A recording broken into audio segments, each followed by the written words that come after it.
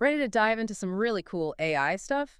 Today we're talking liquid neural networks. It's all about making AI more efficient, and you won't believe this, it's inspired by worms. Yeah, you heard that right. Worms. Specifically, a little guy called C. elegans. Turns out this worm can teach us a lot about building better AI. Who knew, right? Definitely not something I'd expect. We've got research papers, expert opinions, even a company called Liquid AI. And they're all saying these LNNs, liquid neural networks, are a game changer. So for those of us who don't speak worm, what makes them so special? It's all about adaptability. See, once you train a typical neural network, it's pretty much stuck. But LNNs, they're more like our brains, always learning and changing on the fly. So instead of a snapshot, it's like a constantly updating system. Bingo. And this dynamic thing, it all comes from our worm buddy, C. elegans. I mean, it's wild. This tiny creature has a ridiculously small number of neurons, only 302, but it can still navigate, find food, even learn new things. Pretty impressive for something so small. That is mind-blowing. Seriously makes you wonder, if a worm can do that with so little, what are we doing wrong with these massive AI models? So how does this worm-inspired AI actually work in the real world? One of the coolest examples I've seen is in self-driving cars. Researchers built an LNN, and get this, it only had 19 neurons. 19. And it could keep a car in its lane, even with all the chaos of real-world driving. Hold up. 19 neurons to drive a car. That's got to be some kind of record. I mean, I use more brain power than that, just deciding what to have for breakfast. Right. It shows you just how efficient these things are. And get this, they could actually see what the LNN was focusing on while it drove. Like, literally visualize its decision-making process. So it wasn't just randomly turning the wheel, it was paying attention to the road, like a human driver. Exactly. They call it an attention map. And it showed that the LNN was picking up on the right things. Lane markings, edges of the road, the important stuff for not crashing. That's amazing.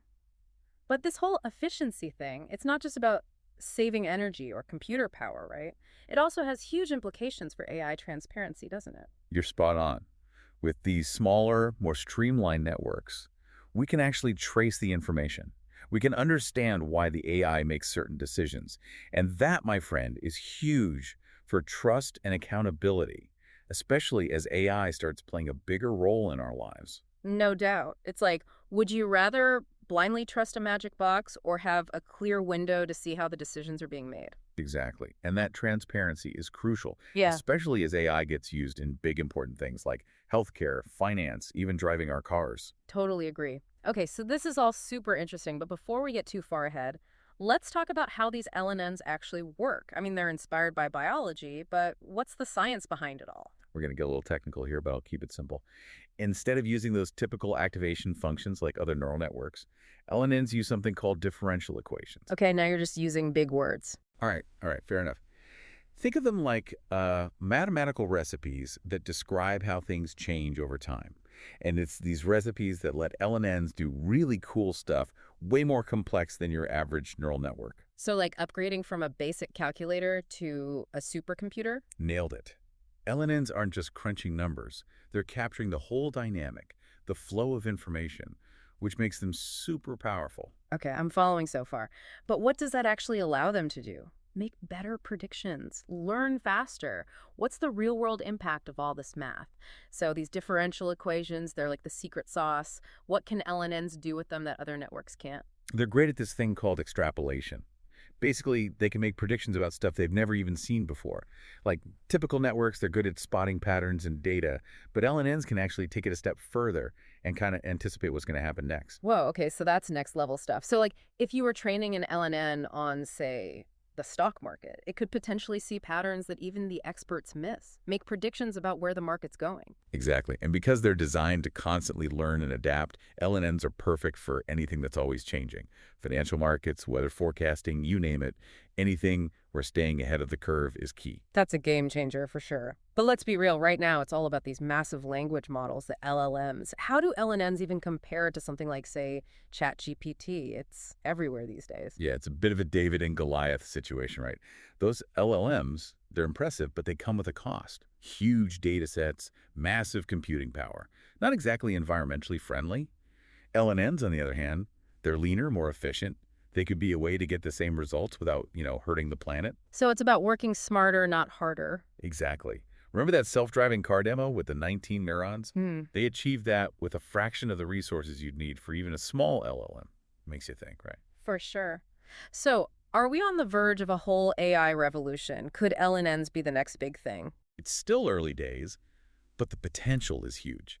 There are already companies out there exploring LNNs for all sorts of applications. One company in particular, Liquid AI, they're doing some really interesting stuff. Okay, let's talk about them. What's Liquid AI doing differently? They're building a whole infrastructure specifically for LNNs. Think of it like a toolkit that lets developers build, train, and use LNNs for pretty much any task. Yeah. They're making this technology accessible to everyone, not just keeping it locked away in a lab. So it's not just a research project anymore. We're talking real-world application. Oh yeah, they're teaming up with big companies, system integrators to bring LNNs to the global market. It's a huge collaborative effort, and it shows you how much people believe in this technology. It's kind of wild, right? This whole revolution, potentially sparked by a tiny worm. It's a good reminder that the best solutions are often the ones we least expect. Nature's full of them. We just need to know where to look. Totally. Speaking of looking in unexpected places, I read somewhere that you can actually run LNNs on these tiny computers, like a Raspberry Pi. Is that for real? Yep. Remember how we talked about LNNs being super compact? Well, that means they can run on devices with very little processing power. A Raspberry Pi, it's basically a tiny computer, but with an LNN, it can do some pretty amazing stuff. So instead of relying on these huge data centers, we could have AI running locally on devices all around us. Exactly. Think about it. AI-powered sensors, smart home devices that can make decisions on their own without needing the cloud. That opens up a ton of possibilities. But as exciting as all this is, we got to be realistic, right? Powerful technology, it always comes with its own set of challenges. 100%. We can't just get caught up in the hype. Exactly. We've talked about how LNNs are more transparent, easier to understand, but does that automatically make them, like, bias-free?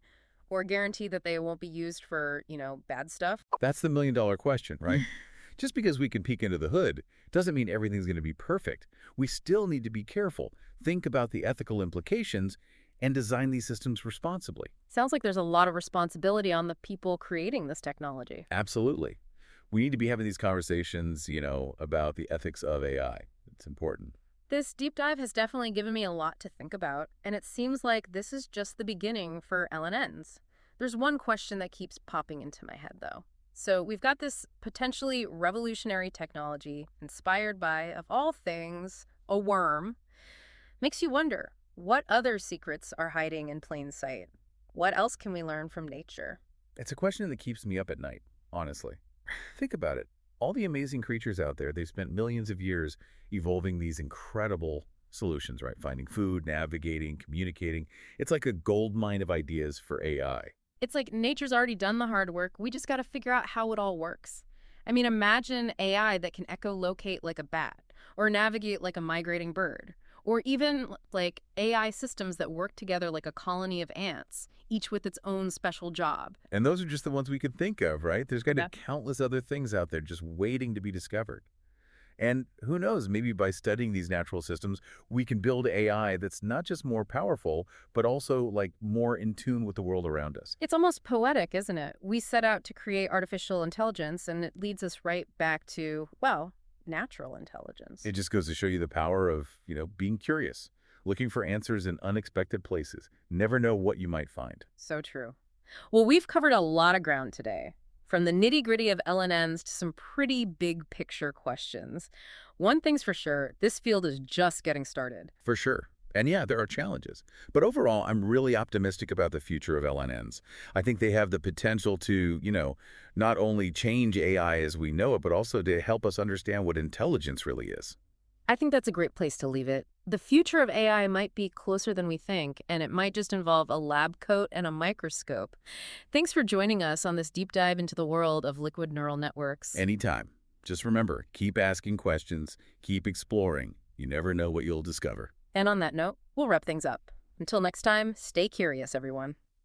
Recognition, acknowledgement, payment on use, non-dilution. In the realm of trade, a liquid model awakes. Economics speaks.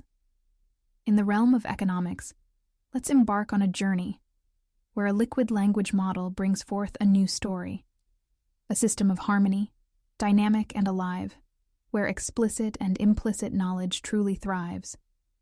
Imagine a world where each voice holds weight, where contributions are valued no matter how great.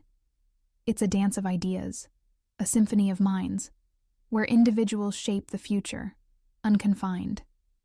A liquid LLM, self-reflexive and aware, captures the essence of thoughts in the air. It learns, adapts, and evolves with each exchange, embracing complexity and innovative range. Contributions, like seeds, are planted with care, rooted in the present, but with a future to bear. For this economic model, it understands the art of acknowledging and rewarding every vital part. As ideas compound, they weave a tapestry, building upon foundations, expanding exponentially. No dilution of brilliance, no fading away. Instead, a compounding force, lighting the way. The system thrives on the wisdom we share, the discoveries we make, the burdens we bear. It's a dance of reciprocity, a flourishing dance, where innovation blooms, taking a chance. So let us embrace this liquid LLM's embrace, creating an economy that's just and in pace, where individuals find purpose and worth, and the beauty of their contributions is given its birth. In this positive, innovation-generating realm, we harness the power to rejuvenate and overwhelm. With a liquid LLM as our guiding light, we shape an economic future, bold and bright. Thanks for listening. Thoughts about ML architecture and social implications are most welcome.